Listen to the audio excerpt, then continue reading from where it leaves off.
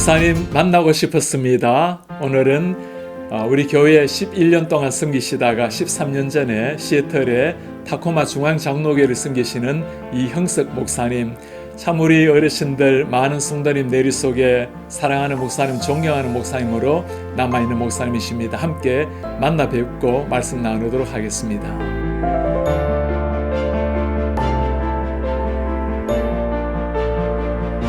목사님 안녕하세요. 안녕하세요. 네, 건강히 잘 계시죠? 네, 오랜만에 뵙습니다. 네, 목사님, 우리 시더 성교 때 뵙고 이렇게 다시 뵙네요. 네, 그때하고 지금은 세상이 달라져 버렸습니다. 세상이 달라져 버렸습니다. 터키 앱에서 선교대회가 저렇게 마지막 그러게나요. 주 여행할 수 있는 마지막 네, 주간이었습니다. 네. 오늘은 우리 타코마 중앙장로교회를 섬기는 우리 이형석 목사님 모시고 말씀 좀 나누려고 하는데, 목사님 참 우리 교회 참 너무나 훌륭하게 잘 섬기시고 지금 또 목사님 존경하는 많은 사람들 이야기를 하고 나는데 오늘 이렇게 뵙게 돼서 너무나 영광입니다. 그렇게 불러주셔서 감사합니다. 목사님, 우리 교회 어떻게 섬기시는지, 언제 섬기고 언제 떠나시는지 좀 소개해 주시겠습니까? 비엔나 성전 시절에 네. 1995년에 교육목사로 부임했습니다. 그래서 네. 교육목사로 5년여를 섬기고 그 다음에 청년들 열린 예배를 한 3년 섬겼고요. 그 이후에 이제 노창수 목사님, 담임 목사님으로 취임하신 이후에 3년 반을 선교 목사로 섬겨서 네. 2006년 네. 4월까지 섬겼습니다. 와, 우리 전임자 노창수 목사님의 선배시군요. 아닙니다. 사실은 노창수 목사님께서 이제 교육 목사로 섬기시다가 네. LA로 가셨는데 네. 그 뒤에 이제 교육 목사로 제가 부임하게 된 그런 그러시군요. 케이스였습니다. 네. 목사님 가족 소개 좀 해주실 수 있나요? 네, 아내 우리 여기 와서 성을 다시 이제 돌아갔는데 KCBC에 있을 땐 최은경 아내가 최은경 사모고요. 네. 호준이와 세라가 있습니다. 그러시군요. 목사님 타코암 중앙장로교회 우리 교회 소개 좀 해주시겠습니까? 네, 타코마 중앙장로교회 제가 2006년도에 담임 목사로 부임했을 때는 PCUSA에 속한 교회였는데 네. 성경적인 이 가정관 이걸 지키기 위해서 이제 교단을 탈퇴한 그런 역사가 있습니다. 예. 72년에 창립된 이후에 개척 초기부터 다문화 가정들이 많이 참여하는 공동체로 그렇게 이제 선교에 헌신된 그런 교회였고요. 네. 원로 목사님 정남식 목사님께서 이제 1대 목사님이시고 저는 3대 담임 목사로 부임해서 지금 이제 15년 차가 되었습니다. 네, 교회 역사가 몇 년 되셨다고요? 48년 된 교회입니다. 1972년에 3월 48년 달에 된 개척이 교회. 된. 3대 네. 목사. 네. 네. 참 이렇게 긴 역사인데도 이제 3대 목사라는 건 참 건강한 교회를 보여주는 건데 참 네. 좋은 교회네요. 네. 목사님이 이렇게 동부에서 섬기시다가 거의 뭐 저쪽 서쪽으로 이렇게 섬기시는데 어떠세요? 똑같은 한인들이라도 좀 차이가 있고 교회 한인교회지만 조금 특색이 다른 게 있습니까? 아무래도 특별히 이제 노던 버지니아 지역이 워싱턴 네. DC 연방정부 수도가 있는 지역이라서 훨씬 더 이렇게 격식과 예절을 차리는 그 네. 포멀한 미국 문화, 일반 문화도 그렇고 네. 서부는 훨씬 더 캐주얼한 것 같으세요. 그래서 이쪽 지역에 이제 그 캐주얼한 문화 때문에 결혼식에 미국 분들 이렇게 하객으로 참석하시는 분들이 정장 안 하시고 그냥 넥타이 안 하시고 뭐 그렇게 가볍게 차림으로 오시는 분들도 많을 정도로 분위기가 다른데 저희 교회 같은 경우에는 특별히 이제 한인 이민 교회지만 한미 가족이 많습니다. 이쪽에서는 국제 결혼이라는 단어를 사용하지 않는데 한미 가족, 다문화권 가정이 많아서 네. 저희 당회도 한미 가족들 우리 남편들이 부군들이 장모님으로 섬기셔서 이중 언어로 당회를 동시 통역하면서 진행해야 하는 그런 상황입니다. 네. 그러시군요. 목사님. 저희 회중의 한 30%가 네. 한미 가족입니다. 그러세요. 네. 네. 그 결혼을 한미 가정을 가졌단 말씀이십니까? 아니면 우리 한국인이 아닌 다른 분들도 그리 많으십니까? 초창기에부터 이제 우리 한인 여성들이 미군 남성들과 결혼하신 분들이 이 타코마 지역에 미국의 가장 큰 육군기지 4군데 중에 한 군데가 이곳에 있는데 육군기지와 공군기지가 붙어 있습니다. 네. 그리고 워싱턴 DC에는 월터 리드 병원 같은 베데스다 병원 같은 종합병원이 붙어 있어서 이제 이 지역에 많은 은퇴자들이 모이시는데 그런 분들 중심으로 가족들이 모여서 한국에서 이제 친척들을 다 초청해 오시다 보니까 네. 한인 교민 사회가 형성이 되어서 저희 교회가 그렇게 이제 세워졌고요. 네. 그 다음에 지금 현재 2세 영어 목회부에는 그 다문화권 가정의 2세 자녀들이 결혼해서도 참여하기 시작하니까 다문화권 가정 2세, 3세 자녀들 또 우리 한인들과 관계없는 또 타문화권의 이런 젊은이들도 저희 2세 영어 목회부에는 참여하고 있습니다. 아, 그러시군요. 우리 목사님 저에게 섬길 때 제가 한 가지 들었던 그 전설 같은 일화가 있는데 너무너무 통역을 잘하신다고 저렇게 통역하는 사람 처음 본다고 그런 얘기를 들은 적이 있습니다.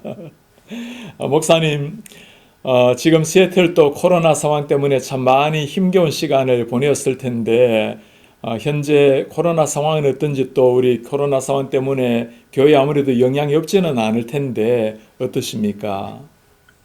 뭐 여러분도 아시는 것처럼 미국의 코로나 제일 처음에 이제 팬데믹 막 지역사회 확산이 일어나고 그게 제일 먼저 위기 일어난 지역이 시애틀이었고 그렇죠. 그다음에 이제 뉴욕, 네. 뉴저지였는데 그래서 이쪽에서도 일찍부터 그 공예배가 중단이 되는 그런 상황이 있어서 네.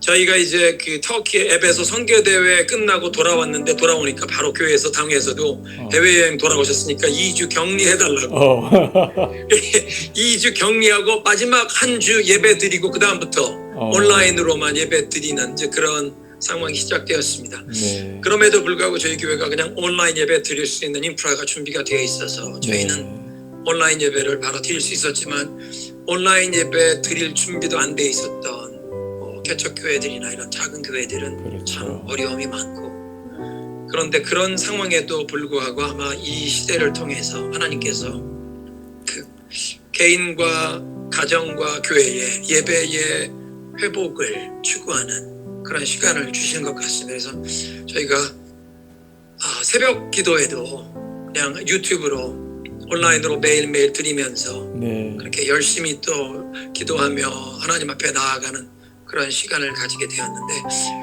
어느 정도 안정이 되어서 지금 현장 예배, 대면 예배를 저희가 드리고 있습니다. 네. 6월 마지막 주부터 대면 예배를 드리고 있는데 아무래도 60세 이상 우리 시니어 세대들은 좀 더 조심하셔야 되기 때문에 아침에 8시 예배를 이제 시니어 예배로 그다음에 10시 예배는 저희가 이제 한미 가족들 영어 예배를 제가 인도하고 있습니다. 네, 그리고 이제 12시에 이제 대면 예배 3부 예배가 우리 젊은 층들과 학부형들이 나올 수 있는 그렇지만 어린이들이나 뭐 중고등부 청소년들은 그냥 온라인 예배만 드리고 있는 그런 상황인데 학교도 다 온라인으로 개강이 되다 보니까 많은 학부형들이 제일 어려워하는 상황이 이제 이 자녀들 교육인 것 같은데 그러시죠.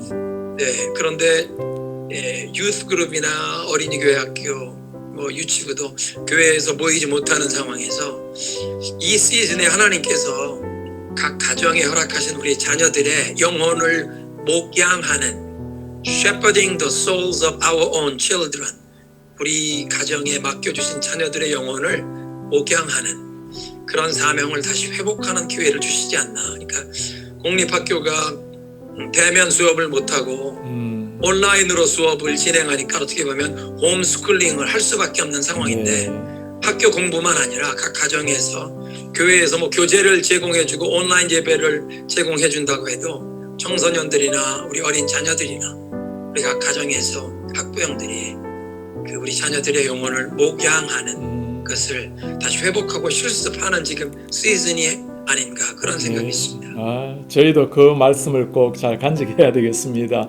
이때야말로 좀 위기의 시간이기도 하지만 오히려 가정에서 진정한 부모의 영적 유산을 영적 교훈을 남겨줄 수 있는 좋은 시기인 것 같습니다. 목사님 교회에 한 11년 동안 섬기시면서 참 여러 가지 아름다운 흔적들 또 힘들었던 일들도 많으셨을 텐데 혹시 조금 나누고 싶은 기억들 좀 있으십니까? 허물과 부족함이 많은 그런 젊은 목회자였는데 우리 원로 목사님 이원상 목사님께서 그냥 품어주시고 네. 솔선수범하시면서 그냥 솔선수범하시는 모습으로 그렇게 앞서가시면서 모든 우리 목회자들이 동역자들이 솔선수범하시는 목사님 그 뒤를 따라 네. 갔던 그런 역할 또 그 장로님들께서도 그 젊은 목회자들을 품어주시고 지금도 기억나는 게 우리 원로 장로님 한 분께서 네. 이 목사님 너무 조급한 마음 가지지 말고 아, 먼 앞날을 바라보면서 열매가 먼 훗날 일어날 거 생각하며 우리 이원상 목사님 보시고 차분하게 먼 앞날을 바라보고 그렇게 사역하시라고 그 원로 장로님께서 그렇게 격려해 주시고 네. 많은 우리 장로님들 권사님들이 그렇게 젊은 목회자들을 키워주셨던 그런 네. 사랑을 잊지 못하겠습니다. 네, 정말 그 말씀 들으니 저도 우리 성도는 너무너무 자랑스러운데 지금 또 참 우리 좋은 목회자들 제가 그 대표직입니다만은 부족한 사람을 목사로 만들어 가주시는 참 좋은 교회입니다. 저에게도 좋은 목사님들, 좋은 담임 목사로 만들어서 배출하는 게 교회 가장 중요한 목적으로 삼고 그래서 할 수만 있다면 하나님의 은혜로 교회를 세우고 교회를 섬기는 또 다른 교회로 쓰임 받았으면 하는 바람이에요. 목사님 어려운 시기를 지나가고 있는 우리 성도님들 격려 한마디 해주시겠습니까? 지금 저희가 이 풍랑을 지나가고 있는데 풍랑 가운데 주님을 더 깊이 만나고 주님의 네. 능력을 경험하게 되는 네. 그런 기회가 아닌가. 그리고 주님께서 이 시즌에 겸손히 낮춰 기도하라고 하시고 뿐만 아니라 또 본질과 비본질을 이제 분간하면서 비본질적인 것 내려놓고 본질을 더 붙잡게 하시는 그게 교회만 아니라 가정과 개인에게도 하나님께서 그러한 이 쉐이킹의 시간을 주시는데 쉐이킹 나무가 흔들리면 생명력이 이제 사라진 낙엽들이 다 떨어지기도 하지만 네. 잘 익은 열매가 떨어지기도 하고 나무를 옮겨 심으면 뿌리가 잘 자리 잡으라고 또 흔들기도 하고 아마 그 쉐이킹의 그런 여러 가지 역할이 있는 것 같은데 하나님께서 이 코로나 팬데믹의 상황을 통해서 우리들을 개인적으로 가정으로 또 교회를 쉐이킹 하실 때 열매가 추수가 되는 역할도 있고 생명력 없는 낙엽들이 떨어지는 역할도 있고 그런가 하면 옮겨 심은 나무 뿌리가 견고하게 자리 잡을 수 있도록 그렇게 쉐이킹하는 그런 역할도 있지 않나. 그래서 이 시즌에 우리 모든 성도들이 개인과 가정이 또 교회가 더 뿌리가 견고해지고 하나님이 주시는 열매는 수확하고 생명력 없는 것들은 낙엽들은 떨어지는 그런 은혜를 우리가 경험할 수 있기를 소원합니다. 정말 우리 다 가슴에 새겨야 될 말씀입니다. 목사님 마지막으로 혹시 저희 교회에서 목사님 생각할 때마다 기도해 드릴 기도 제목이 있으십니까? 다문화권 가정을 이렇게 많은 가족들을 목회하면서 이제 이끌고 나가고 있는데 아마 가장 중요한 우리에게 콜링이 그 바벨론 포로 시대에 다니엘과 사드락과 메삭과 아벳느고 또 에스더, 에스라, 느헤미야 다니엘 같은 경우에는 1.5세였겠고 또 느헤미야나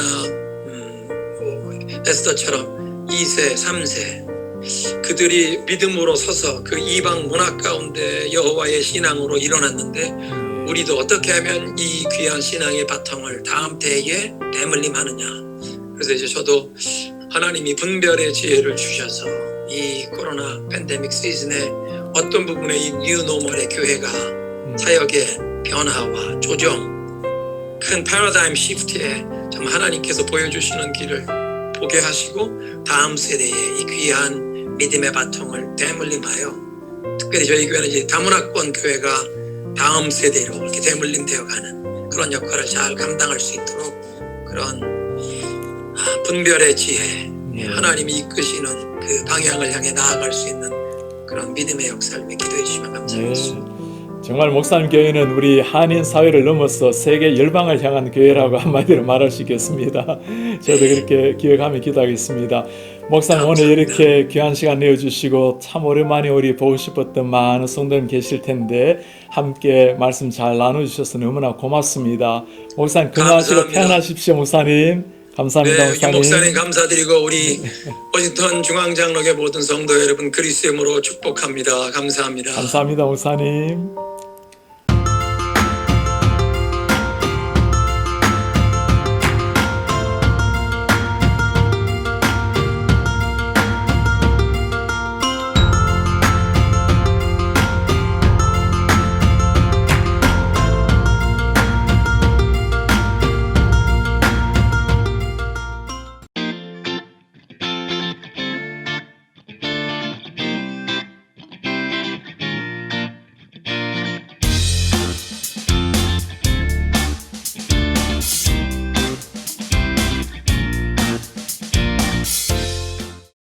안녕하세요. 백의정 전도사입니다. 저 또한 성도님들께 제 삶을 바꾼 이야기를 나누게 되었는데요.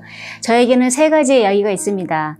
첫 번째는 결혼 후 예수님을 만난 일, 두 번째는 주님의 연단하심, 세 번째는 사역자로의 부르심입니다. 저는 저를 두 개를 세우신 우리 보살이셨던 칠할머니가 계셨고 학자이셨지만 가정에 무관심했던 아버지, 유학하셨던 어머니, 그 사이에 3남매 가운데 딸로 자라났습니다. 집안의 기대를 한 몸에 받았던 오빠와 귀여움과 또 사랑스러움으로 부모님의 관심을 독차지했던 남동생 사이에서 보이지 않는 존재로 자랐습니다.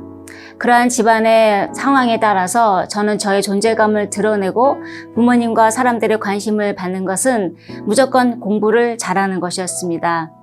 이 세상에서 저를 지켜줄 사람이 아무도 없으니 저는 제 스스로가 저를 지켜야 한다는 것이 제 신앙이었고 무엇을 하든지 최고가 되어야 한다는 것이 제 인생의 목표였습니다. 대학을 갈 때에도 부모님께 차마 대학 등록금을 내달라고 말씀을 드릴 수가 없어서 제가 가고 싶은 대학 대신 저에게 장학금을 줄 수 있는 대학을 선택해서 가게 되었습니다.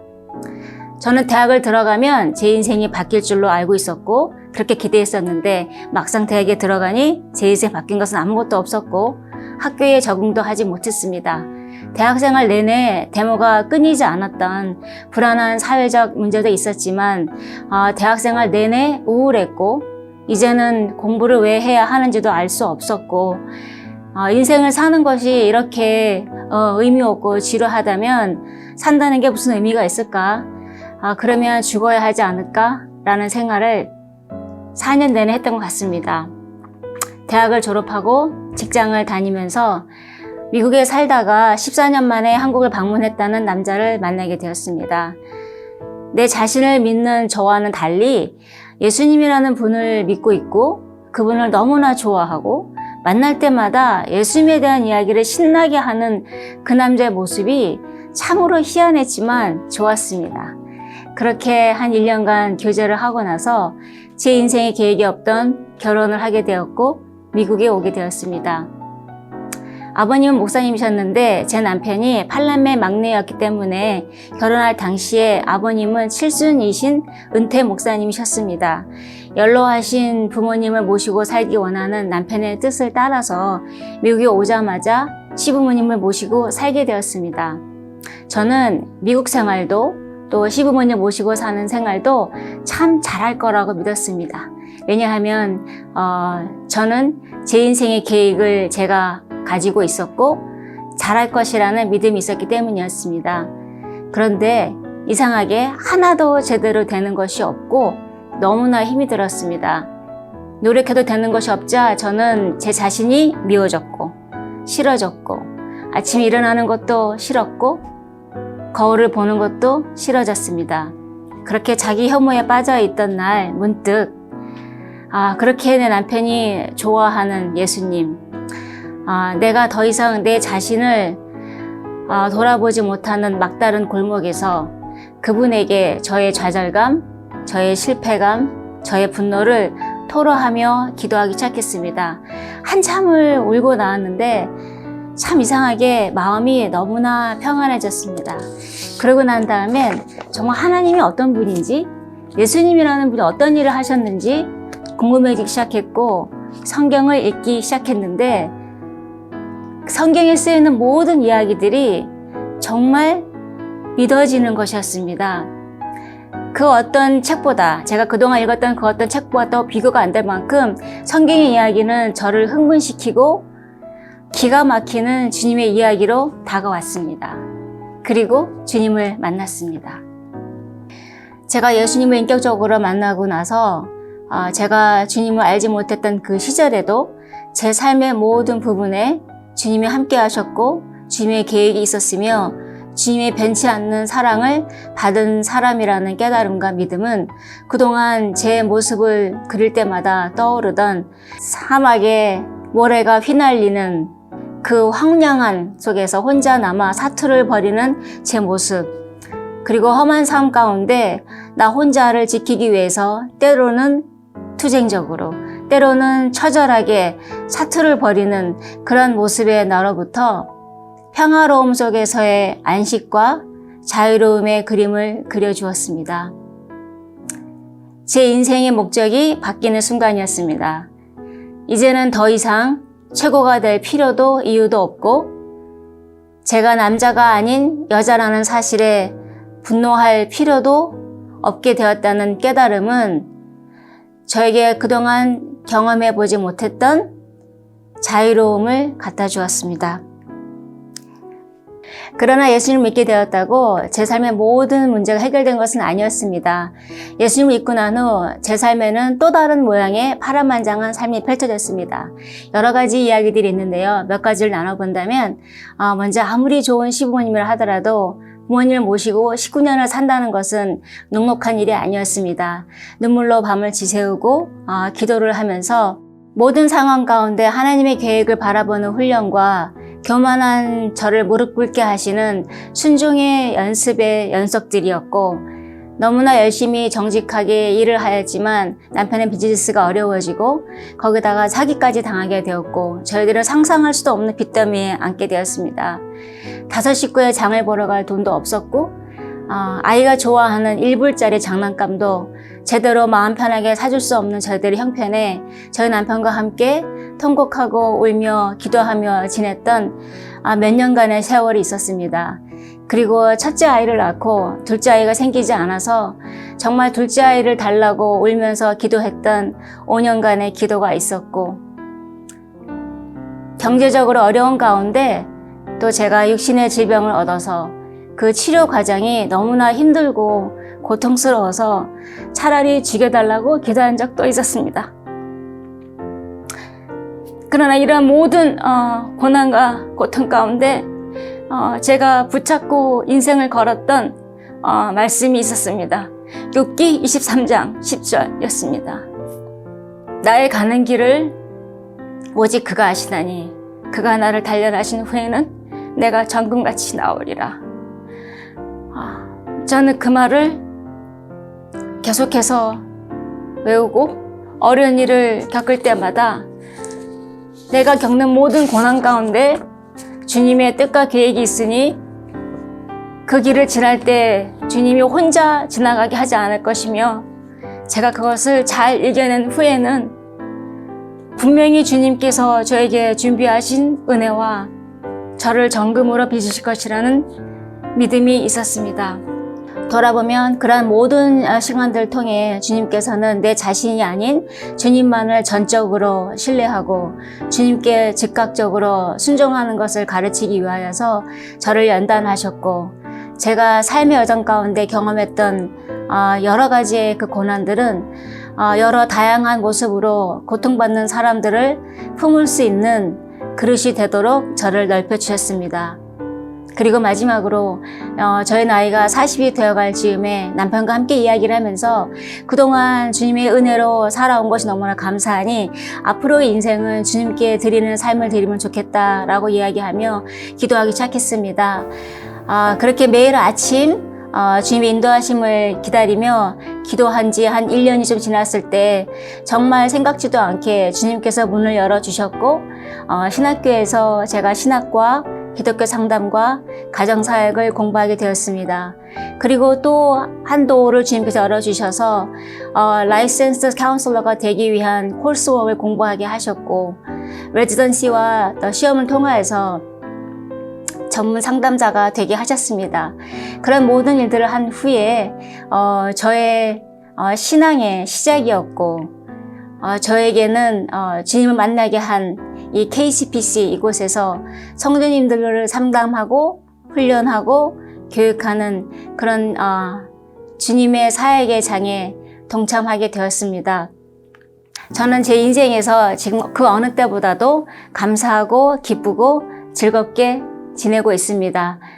아직도 주님의 훈련의 장에 있지만 주님께서 저를 빚어가시니 저는 어제보다 오늘이 더 감사하고 오늘보다 내일이 더 감사할 것을 믿습니다. 사랑하는 우리 KCPC 성도 여러분, 혹시 지금 여러분이 어렵고 힘들고 고통스러운 시간을 지나고 계신다 하여도 이것이 인생의 끝이 아닙니다.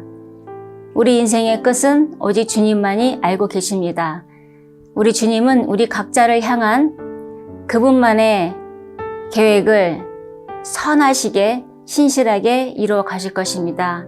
그것을 믿고 지금 힘든 시간을 지나는 순간 가운데서도 주님이 나와 함께 계심을 믿고 그분을 붙잡고 그분이 주시는 위로로 인하여서 이 힘든 시간을 잘 지나가시도록 소망하고 기도합니다.